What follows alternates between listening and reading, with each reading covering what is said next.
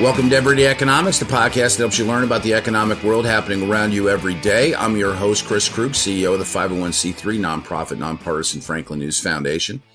Everyday Economics is a production of America's Talking Network. You can subscribe to all of our podcasts at americastalking.com. To support Everyday Economics, please make a tax-deductible charitable contribution by clicking the link in the show description.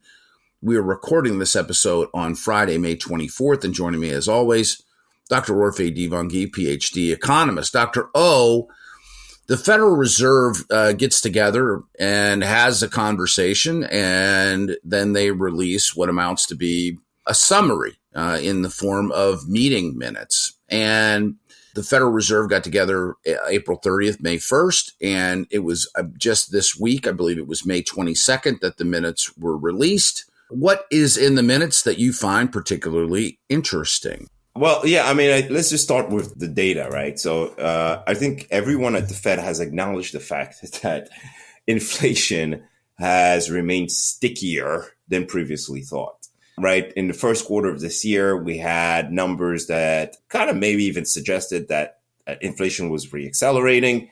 And then we got a wonderful report last week for the month of April that said, hey, the consumer pricing is rising less than the previous month. So it rose 0.3% in April compared to 0.4% in March. Core inflation, same thing.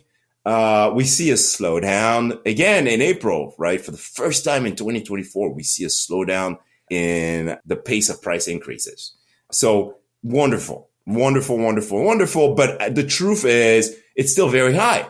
Like if we kept going at this pace, we would be nowhere near the 2% Fed target. In fact, the target, we would have to have inflation rising, like 0.1% for the rest of the year and some to get to a 2% year over year inflation number. And so that's like not likely, but there are signs that the economy could be slowing, right? So consumers are starting to feel the squeeze, are feeling the squeeze already at the pump. So, the energy index increased 1.1% in April, the same increase as in March. So energy prices still elevated actually have the impact of that is to slow down the consumer, actually, right? They squeeze the consumer. And so even though that's elevated, that's volatile and temporary for the most part. So the Fed doesn't care too much, or like it cares, but, potentially that helps actually the Fed. Then you have rent disinflation in the housing market, right? That has kind of stalled, still rising, but not rising as fast as it used to. You have the rents in the CPI easing on a year over year basis. Okay, great. Okay, maybe not so great. Okay, we can deal with that. We know where it's going. We know it's going down because of all the housing supply that's coming on. It might take a while, but it's going down. Then you have the stockpile of savings, consumer savings that are dwindling. In fact, now there's a report by, I think, the San Francisco Fed that shows basically, hey, all those savings that consumers had accumulated during the pandemic are gone.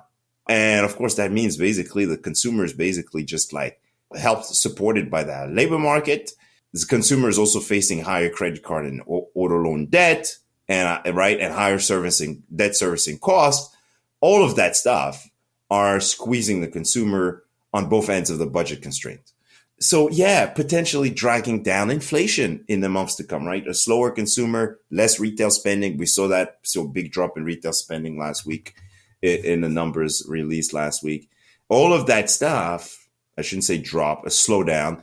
All of that stuff is pointing to a consumer that is going to slow down, pointing to lower inflation, et cetera, et cetera. And I think that's what the Fed believes. I think most members at the Fed believe that's the case. I mean, you take a good example of Federal Reserve Board Governor Christopher Waller, which, by the way, I like very much because he's very smart. He basically says, look, inflation is not accelerating, but progress has been very, very small. And then he says, well, there are signs that economic activity will slow and that monetary policy might be at the appropriate setting to put downward pressure on inflation. I think most of the Fed members believe it is, but they're questioning that there is some uncertainty about how tight monetary policy really is. Well, let me ask you this. I mean, whenever we talk about the Federal Reserve, I mean, I think the people that are out there that are listening to Everyday Economics, they want to know one thing. are we going to see a rate cut? Is the borrowing rate going to change? I think everyone at the Fed is pointing to yes. Monetary policy is tight. Inflation is going to slow. And we might have to recalibrate rates downward, right? So I think that's the consensus forecast. And Waller pointed to a moderation in retail sales. He pointed to the fact that credit card and auto delinquency loans rates have risen above their pre-pandemic levels, which indicates that some consumer segments are under stress to support their spending levels. Basically, hey, they're not going to be spending a ton because they're under a bunch of stress already. He pointed to the fact that the ISM, Institute for Supply Management indexes for both manufacturing and services slipped into contraction territory in April, meaning that, businesses are saying, hey, orders are down, right? The consumer's slowing down. He pointed to the fact that hiring has slowed and wage growth is easing. Again, if you're not earning a ton more and your wages are not rising very fast and you're stuck in place and you can't move jobs, then you're likely spending less and being a little bit, on top of your finances. And so that ought to slow down the consumer and slow down inflation. He points to all those factors, but at the same time, they're still wondering if policy is tight enough to get inflation down to 2%. Maybe tight enough to slow down the economy a little bit, but is it tight enough to bring the inflation back down to 2%? I think that's really what came out of the Fed minutes. It's all that uncertainty. And by the way, if policy is not tight enough to bring inflation down to 2%, then maybe the Fed cannot cut, right? That maybe interest rates will have to remain higher for longer, and that inflation and inflation expectations would have to come down substantially so that policy becomes tighter, right? As inflation comes down, policy gets tighter, right? And that ends up bringing us down to the 2% target. So we'll see. We'll see. It's a big question. Listen, the market responded to the uncertainty about how tight monetary policy is, right? And we felt it, right? Treasury yields increased, mortgage rates increased again this week. Well, Thursday was a pretty rough day in the market itself. Hey, one thing I wanted to ask you, and I'm looking for, maybe correlation or causation for the benefit, of our audience is trying to make sense of what's happening, in the real world. Target, Walmart, Aldi, and McDonald's each made public statements within the last couple weeks about price reductions to staples, to basic things, household needs, and food, obviously. And McDonald's has reintroduced a $5 meal because, I don't know, I don't spend a lot of time at McDonald's, but every once in a while I'm on the road, I have to maybe pick something up in the car and go.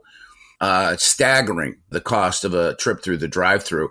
You're hearing the words, not even disinflation. You're hearing the word deflation.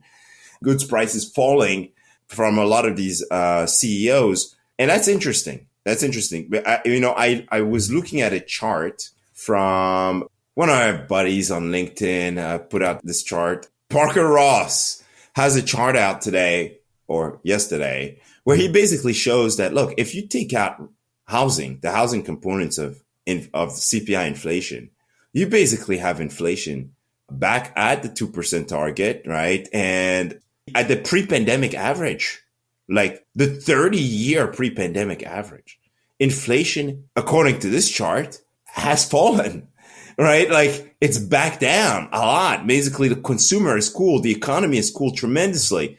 The only thing holding it up is the fact that rents in the CPI are still elevated. But we know that in the real world, people who are moving are facing rents are no longer increasing like they were in 2022, for example, right? And so, according to Parker, basically, we've already landed the plane and basically policy is super tight. And the economy, inflation has come down and the economy could slow down a lot if it is, in fact, the case that inflation's come down a lot and that consumers are being squeezed and are no longer spending. Well, I appreciate your thoughts as always. For Orphe Divounguy, this has been Chris Krug. Subscribe to Everyday Economics and dozens of other high-quality podcasts at americastalking.com. Some people would call him a loser. He ran for state office. he was beaten. He started a business. He failed. He ran for Congress. He lost. He was nominated for vice president.